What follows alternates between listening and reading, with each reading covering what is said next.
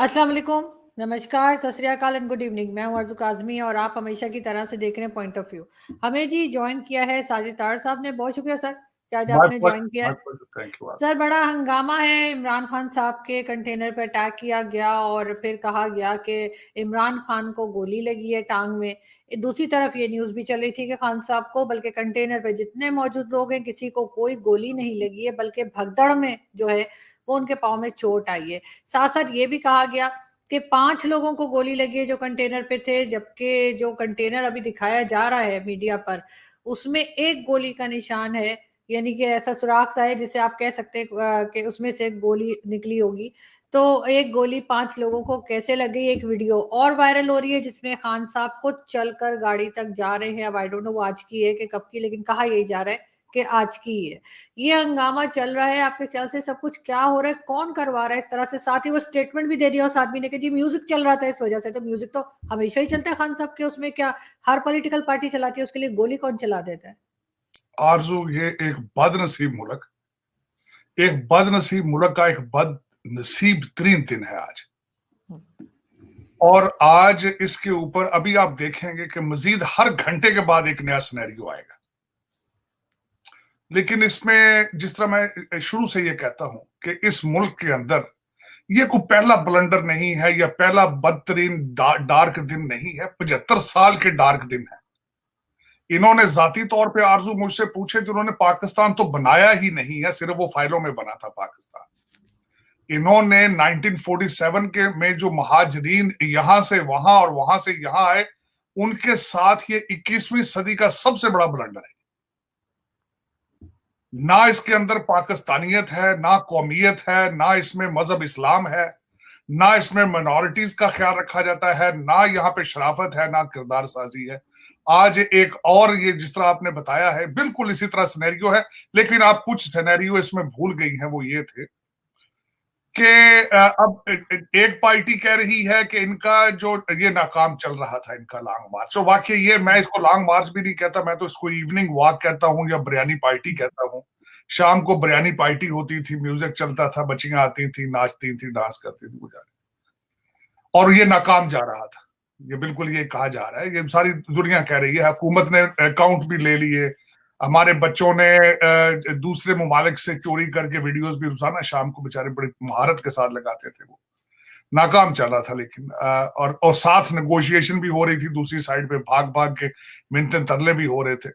लेकिन दुख की बात यह है कि खान साहब ने प्री डिटर्मिनेशन एक स्टेटमेंट किसी के, असद उमर और एक वो इकबाल साहब है, उनको कह के 3 लोगों के ऊपर नाम जो दिए हैं, इंतहाई खतरनाक एक चीज, बगैर किसी इन्वेस्टिगेशन के। और मैं जो इसमें कहूंगा आपको, ये इनकी अपनी हुकूमत के अंदर था, पंजाब गवर्नमेंट और खासकर इनके चीफ मिनिस्टर साहब के इलाके में ही हुआ है।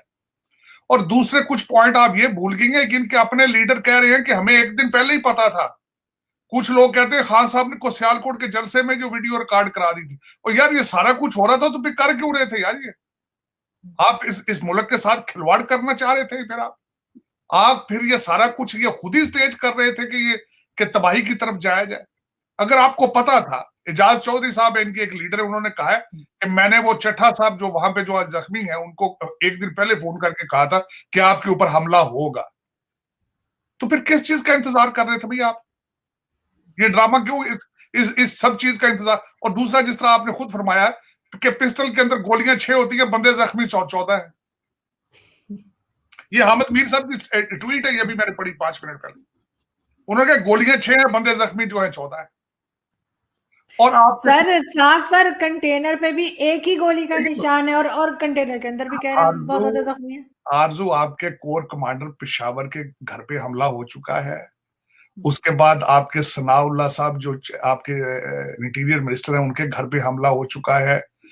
गले फाड़ फाड़ के चीख चीख के वो कह रहे हैं कि जला देंगे, हम साड़ देंगे, भस्म कर देंगे इनको। फिर अगर, और दूसरा आज मेरा क्वेश्चन है, ये कहते हैं, जिस तरह मैं पहले आपको कह रहा था, अगर इनको सब ये पता था, पता 25 करोड़ लोगों की जिंदगियों को खतरा है मेरे भाई इस कंट्री के अंदर। कहते हैं फलां का नाम, कल वो एक इनका इनका इनका अपना वो एक सलमान अहमद उसका नाम है, वो कह रहा था जी 2 दिन पहले कि मुझे कॉल करके 2 सहाफियों ने कहा कि तुम्हारा नाम हिट लिस्ट पे आ गया। भाई पाकिस्तान में तो 25 करोड़ लोगों का नाम हिट लिस्ट में है। मुझे बताया कि फलां बंदे की जिंदगी वहां पे सेफ है, बताया कोई बंदा? जब 25 करोड़ लोगों के नाम हिट लिस्ट पर हैं, जब वहां आपने ना पाकिस्तान बनाया है, लोगों के साथ ड्रामा रचा रखा है आपने, और उसके बाद ये देखिए, उसमें मैं आरजू ये कहूंगा ये कि ये जो लौंडे लपाड़े हैं ये भी पाकिस्तानी हैं, नून लीग वाले भी पाकिस्तानी हैं, एस्टेब्लिशमेंट वाले भी पाकिस्तानी हैं, जुडिशरी भी पाकिस्तानी है, ब्यूरोक्रेसी भी पाकिस्तानी है, लेकिन पाकिस्तान के बारे में क्यों नहीं सोचते? इसमें सबसे ज्यादा नुकसान किसका? पाकिस्तान का है। क्योंकि और सर एक आदमी नीचे से फायर करेगा कंटेनर के ऊपर, वो किसी के शोल्डर पे गोली लग सकती है, बैक पे लग सकती है, सीने पे लग सकती है, सर में लग सकती है, टांग में गोली, वो भी नीचे कैसे में, क्या सर के बल खड़े हुए थे खान साहब? दूसरी एक और आलू आपको, आपने जो, आप एक बात तो भूल ही गए हैं ना, कहते हैं इसमें भारत का हाथ था भाई। अभी ये हमारे एंकर भाई जो हैं उनकी तो लॉटरी निकल गई ना। अब उन्होंने हर शाम रा को कहना, उन्होंने भाई रा का बंदा आया था, भारत की साजिश है ये प्रोग्राम सरहद पार से बना था। ये तो भाई अब तो वो देखे ना, अब तो रेटिंग कई हर शाम के वक्त, जिस तरह मैं कहता हूँ मुर्गों की लड़ाइयां होंगी हर शाम को, तो वो रेटिंग के चक्कर में पता नहीं किस किस का घेर के नाम लाएंगे कि ये साजिश सीआईए ने की है, इसमें मुसाद आई थी इजराइल से, अरे उन्होंने उनके हथियारे देखे गए उड़ते हुए ऊपर से, अरे ये देखा। अभी तो फिर सारी ये अभी ये चलेगी, लेकिन इस पे जितना भी एक चीज और भी सर, एक सॉरी आपकी बात काट रही हूँ, लेकिन एक चीज और भी चल रही है यहाँ पे कि वो भगदड़ में चोटें लगी हैं, कंटेनर पे किसी को गोली नहीं लगी, ये भी एक खबर चल रही है कि जो लोग भागे हैं ना नीचे फायरिंग की आवाज से, उससे तो उससे गिर पड़ के किसी के पांव में चोट लगी, किसी का कुछ हो गया। और खान साहब गए हैं शौकत खानम हॉस्पिटल, जो उनका अपना है, अपना, उनके अपने डॉक्टर जो है वो कह रहे जी हाँ, हाँ जी गोलियां जो लगी। मर्जी रिपोर्ट दे दे, वो इसीलिए तो अपने हॉस्पिटल में गए ना कि लोगों को हकीकत भी ना पता चल सके।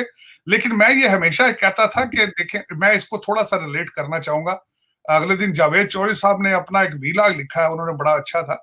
उन्होंने कहा था भाई ये इतने लोग इकट्ठे होते हैं जिस तरह पंजाब के अंदर बसों के अड्डे पे बंदरी वो रीच वाला तमाशा करे तो 500-600 पंजाबी तो वहां भी खड़े हो जाते हैं तमाशा देखने के लिए, और उतने लोग ही आजकल लॉन्ग मार्च में आ रहे हैं।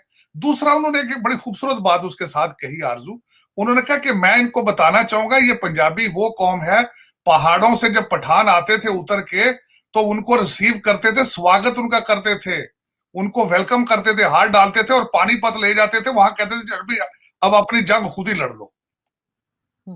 तो उन्होंने कहा जब अंग्रेज आया, गोरा आया, तो वो दूसरी साइड से आ गया ना, वो सूरत से आ गया, गुजरात से, तो ये पंजाबी कंफ्यूज हो गया, भाई पहले तो पहाड़ों से उतरते ये कहां से आ गए। फिर उन्होंने उनको भी वेलकम किया, उनको रिसीव करके तो अफगानिस्तान ले गए, तो कहने यहाँ अपनी अपनी जंग लड़ दो भैया। तो उन्होंने कहा कि जिन लोगों के साथ ये घूम फिर रहे हैं ये लड़ाके नहीं है। मैं हमेशा ये कहता था आरजू, अगर इस लॉन्ग मार्च में किसी साइकिल का टायर फट जाए तो 200-300 बंदे तो एक दूसरे के ऊपर चढ़ जाएंगे, मार देंगे। क्योंकि मैं सर एक जगह, मैं खुद पंजाब से हूं ना, मैं खुद सर पंजाब से हूं आरजू, हम लड़ाइयां नहीं करते यहाँ, और मैं खुद इस चीज में बिलीव नहीं करता जाती तौर पे। अगर मैं आज मैं कहता हूं, मैं तशद्दुद पे, इन चीजों पे बिलीव ही नहीं करता, बिल्कुल नहीं बिलीव करता। मैं बल्कि कंडेम करूंगा, जो कुछ भी हुआ है कंडेम करूंगा, बल्कि मेरी ज्यादती है। मैं अरशद शरीफ की लाश पे आपने सियासत की है, लेकिन चैनल 5 की बच्ची जो कंटेनर से गिर के मरी है उसके ऊपर आपने सियासत नहीं की है। 14 साल का बच्चा मरा है, उस पर सियासत आपने नहीं की। वो मजदूर मर गया है, एक कमरे में रहता है, जो आपके ट्रक के ऊपर से गिर के मरा है, उसकी बीवी और बच्चे कल चीखे हैं कि हमारा 5,000 रुपए के मकान में कमरे में रहते हैं, हमारा कुछ किया जाए। उनके लिए कुछ नहीं। आप इस कंट्री के अंदर डबल स्टैंडर्ड्स हैं हर चीज के, इस मुल्क के अंदर 2 कानून है हर चीज के। अरशद शरीफ को आपने हीरो बनाया है, उसके कहा आप उसके नाम पे हॉस्पिटल बनाया जाएगा, उस बच्ची का क्या कसूर था भाई जो चैनल 5 की मर गई है? आप उसको तो देखते नहीं।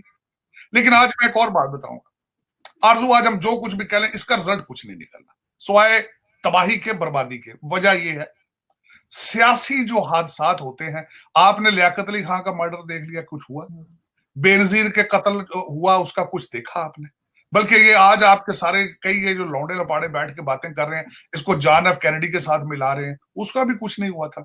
इब्राहिम लिंकन का भी जो कत्ल हुआ था, ये कुछ भी इसका नहीं होगा।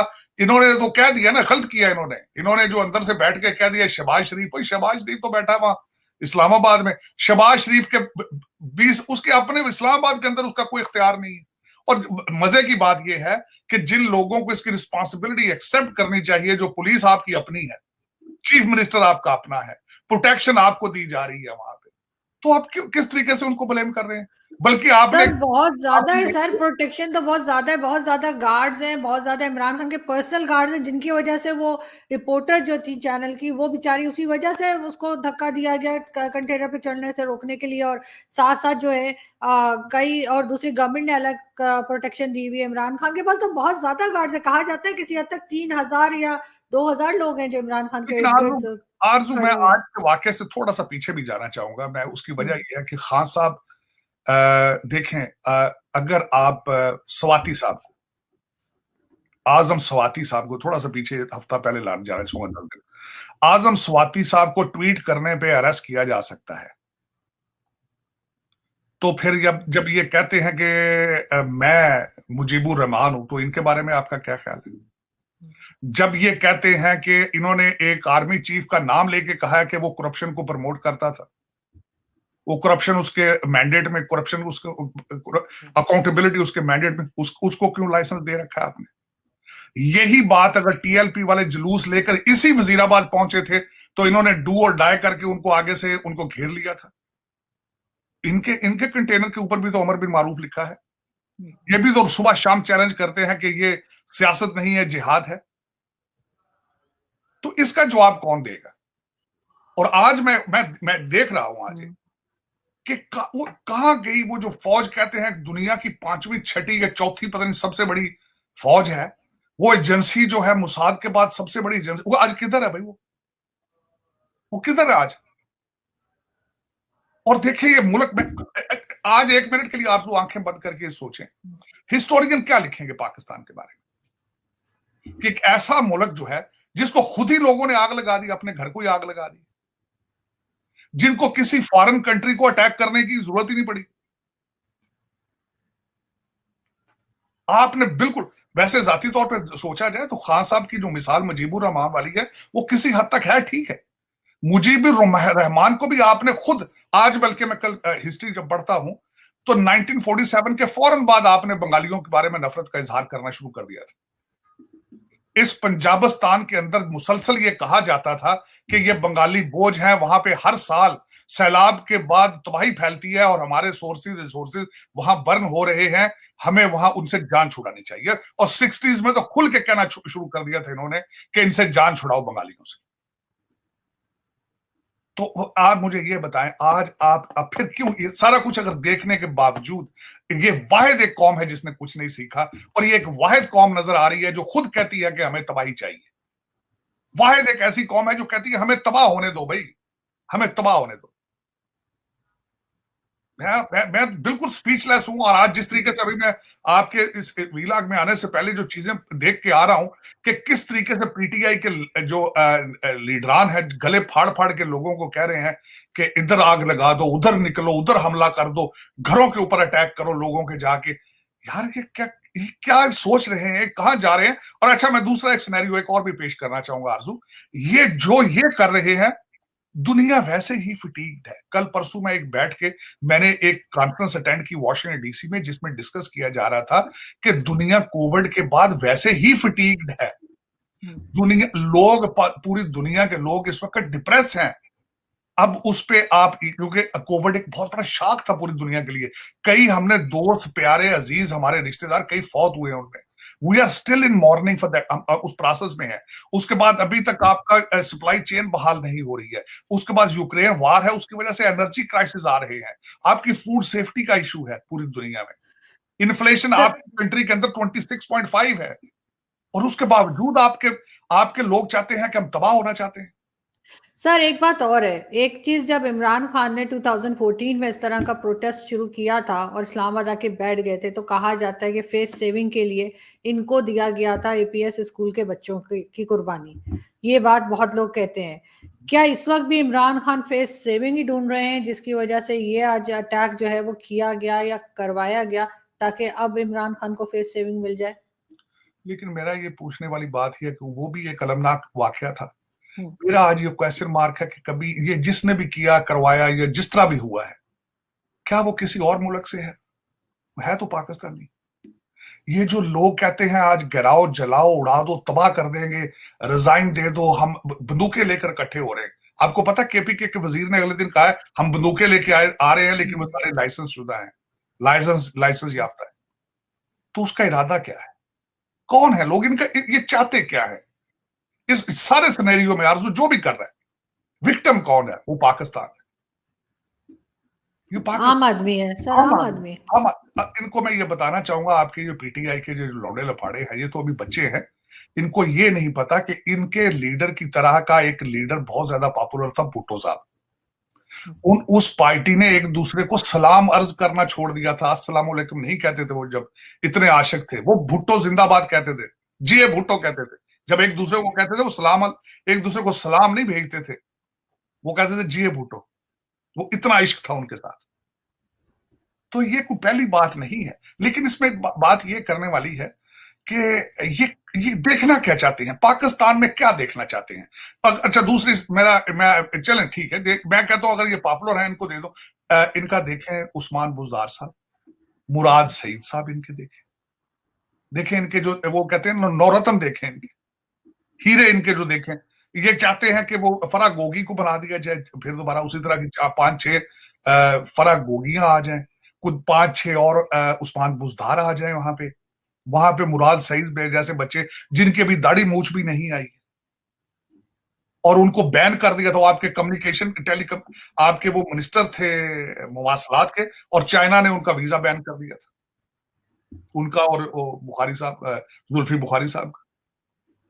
तो ये क्या चाहते क्या है, मुझे मेरी समझ से बाहर है यार। वैसे इनका ये चाहते हैं कि किसी एक दिन ऐसा आए कि ये खुद ही पाकिस्तान को आग लगा के तो बस ये कहें यार ठीक है गलती हो गई थी 1947 में, उप्स। ये मेरे ख्याल में तो यही चाहते हैं। सर इनकी रैली पहले कहा जा रहा था लॉन्ग मार्च इनका एक वीक के अंदर इस्लामाबाद पहुंचेगा, फिर इन्होंने कहा 3 तारीख को पहुंचेंगे, फिर इन्होंने कहा कि ये 12 तारीख को पहुंचेंगे, फिर फवाद चौधरी ने कहा कोई पता नहीं कब पहुंचेंगे। और आज जो कुछ हुआ है, पीछे बहुत लोगों का कहना है कि फेस सेविंग है इमरान खान की या नहीं। नहीं आरजू, मैं उसके पीछे बताता हूँ आज आपको स्टोरी क्या है। ये कैट वॉक शुरू हो रखी थी ना, इन्होंने ये स्लो थे, इनकी स्पीडें बहुत है। ये आरजू ये मैकियावली है, ये मैकियावली को मानने वाले हैं, ये बहुत खतरनाक लोग हैं आरजू, आपको पता नहीं इनका। ये स्पीड स्लो सिर्फ इसलिए थी आपके आर्मी चीफ की समरी का वेट हो रहा था। इनको जिस दिन उसका वेट कर रहे थे कि अगर हमारी मर्जी का नाम नहीं आता तो इन्होंने हवा की स्पीड के जरिए पहुंचना था, और इनका एक ये भी प्लान था कि इस रवाद से इस्लामाबाद की तरफ ना जाया जाए, पिंडी की तरफ जाके एक बड़े एक इदारे के इंस्टीट्यूशन के बाहर जाके लाखों लोग खड़े किए जाए, ये भी इरादे थे।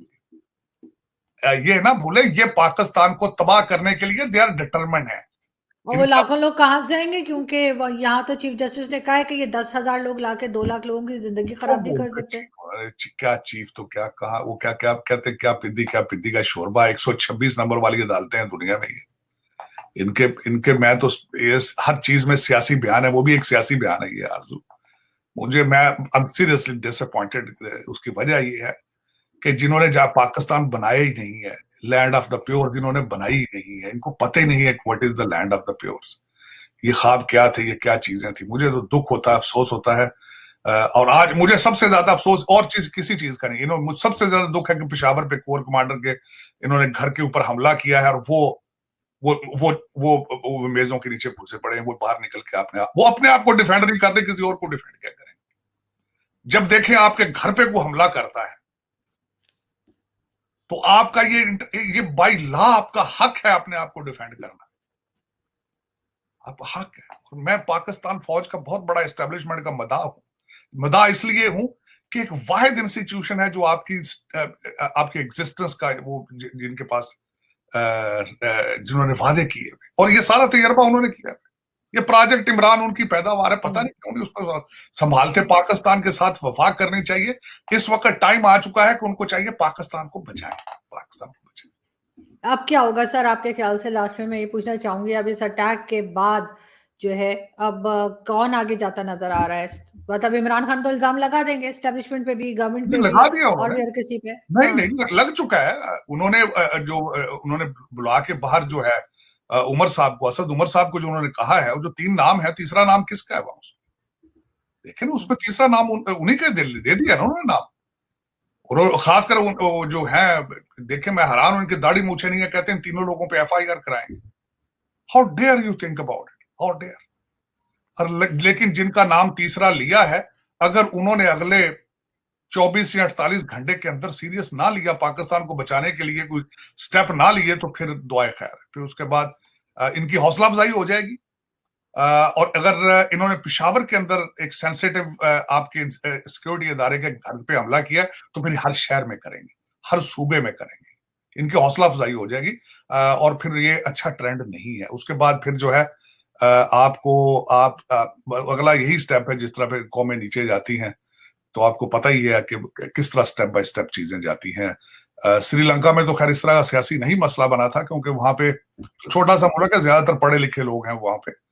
यहाँ पे तो फिर आपको पता ही है कि घरों में डाके पड़ेंगे, बिजलियां बंद होंगी, और डॉलर और करेंसियों के हालात जो आपको पता ही है। आपके अगला मैं क्या बताऊं, आपने देखे हैं दुनिया के सिनेरियो। सोमालिया में स्टोरियां बनती हैं, अफगानिस्तान में बनती हैं, फिर जो होता है वही होगा फिर आगे। हो रहा है बल्कि, क्योंकि आपके, मैं हमेशा, मुझसे कभी किसी ने पूछा था भी, उसने कहा ताट साहब बताएं, सोमालिया की आप मिसाल देते हैं, अफगानिस्तान की मिसाल लेते हैं, तो वो भी मुमालिक तो हैं। मैंने कहा बिल्कुल मुबारक हैं, बिल्कुल, इसमें कोई शक नहीं। लेकिन हर 15 मील के बाद एक वार लॉर्ड होता है, वो बैठ जाता है, वो टैक्स कलेक्ट करता है, फिर खुलेआम लोगों को उठा के रैंसम पे लिया जाता है। हर 10 मील के बाद एक नया रूलर होता है, और फिर उसकी ये हालत होती है। तो सोमालिया में भी यही था, अफगानिस्तान में भी यही है। यहां भी आपकी जिहाद की खिचड़ी पक चुकी, तैयार, आपकी डिश तैयार है जिहाद की। खान साहब ने बड़ी मेहनत के साथ इसको तैयार पकाया है, इस खिचड़ी को। और अब वो आखिरी दम है, इसका आखिरी दम देना समझते हैं, देग को दम दे दे, जी जी तो जी। आखिरी दम दे दे, तैयार हो चुकी हो, अब आपकी देग तैयार हो चुकी है। ये आखिरी उसका दम जो ये वजीराबाद गुजरात में उन्होंने दे दिया है। अब बिल्कुल खीर तैयार है, आपकी खिचड़ी तैयार है। लेकिन इसको बचाने वालों ने अगर स्टेप ना लिया अगले 48 घंटों में, क्योंकि उनके घरों पे हमले शुरू हो चुके हैं। बिल्कुल। सर मैं लास्ट में बस 1 सेकंड आपसे लूँगी, 2 सेकंड की वीडियो मैं आपको दिखाना चाह रही हूँ, फिर हम बात करते हैं उसके ऊपर ज़रा-सी।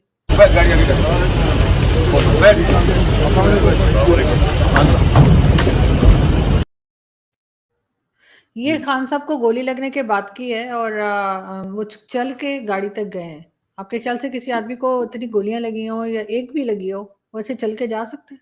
देखें, इसमें आरजू, अभी आप देखें इस तरह की कई वीडियोस आएंगी, स्पेकुलेशंस आएंगी।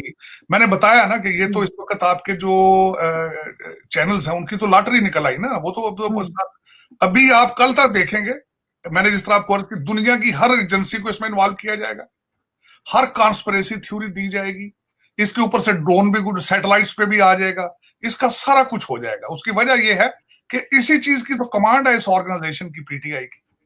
मुझे कल कल किसी ने बताया कि इनका जो मीडिया सेल है, उसका महीने का सैलरीज 80 करोड़ रुपया है उनकी। 80 करोड़ रुपए से ये उनकी सैलरियां देते हैं, और उनका सिर्फ टारगेट ये है कि सोशल मीडिया पे हर चीज को, उसको ट्विस्ट किस तरह देना है, कि इसको भाई, इसको गद्दारी के साथ जोड़ दो बेटा, इसको इसके इसे पीछे पड़ जाओ, इसकी तस्वीरें बना दो। मैंने कल परसों एक देखा है क्लिप इनका, जो जिस तरह आप कि इनके इनके वो जो बताते हैं कि इतने लोग आ चुके हैं, एक ही चेहरा जो है उसको काट काट के 50-60 दफा एक ही चेहरा, मैंने खुद देखने की कोशिश की है, एक चेहरा 5-6 जगह पे वो नजर आ रहा था तस्वीर में। अभी वो नजर आएंगे आप भाई, जब एक, मुझे ये बताएं, जब आपने पाकिस्तान में बता दिया है 21वीं सदी, 21वीं इस आजकल के दौर का ये पैगंबर है, नौज़बिल्लाह, तो पैगंबरों के पास फिर उनके, वो तो फिर आपकी दुनियादारी से हर चीज से अबव हो जाते हैं ना। वो कहते हैं कि तो खुदा से हम कलाम है, खुदा बिल्कुल, लेकिन इस चीज़ पे भी ज़रूर लोगों को बात करनी चाहिए और ज़रूर चेक करना चाहिए, ख़ास तौर पे मीडिया को, कि आखिर 6 गोलियाँ जिस पिस्तौल में होती हैं, उसमें से 15 आदमी ज़ख्मी कैसे हो गए? वो और गोलियाँ 15 दूसरा को कैसे लग गई? और दूसरा आपने खुद इसमें बताया है कि सारे हॉस्पिटल छोड़कर शौकत खानम हॉस्पिटल में, बिल्कुल, हाँ, बिल्कुल सही बात है। ये ये दूसरा ये चीज़ें काफ़ी ज़्यादा शक व शुबा पैदा करती हैं। बहुत शुक्रिया सर कि आपने आज पॉइंट। जॉइन किया। Thank you so much. Thank Pakistan. You sir.